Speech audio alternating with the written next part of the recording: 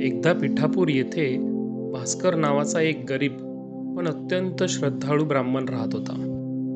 त्याचे मन नेहमी नामस्मरणात असे, परंतु गरिबीमुळे त्याला कधीही कोणाला मोठे दान देता येत नसे.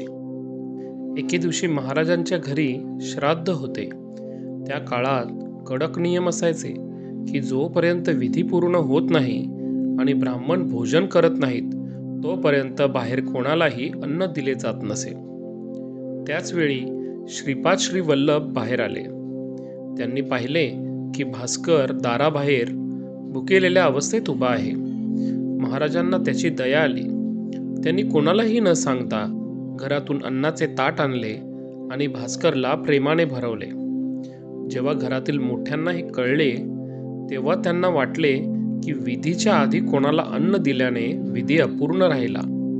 ते काळजीत पडले.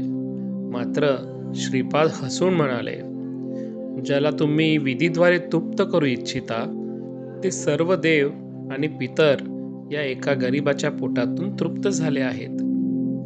विधीसाठी आलेल्या ब्राह्मणांनी जेव्हा भोजन सुरू केले तेव्हा त्यांना अनुभव आला की त्यांचे पोट आधीच भरलेले आहे आणि त्यांना अलौकिक तृप्ती मिळत आहे.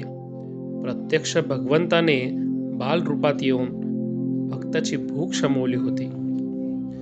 देव हा बाह्य सोपस्कारांपेक्षा भक्ताच्या शुद्ध भावनेचा आणि अंतःकरणातील श्रद्धेचा भुकेला असतो. दिगंबरा दिगंबरा श्रीपाद वल्लभ दिगंबरा.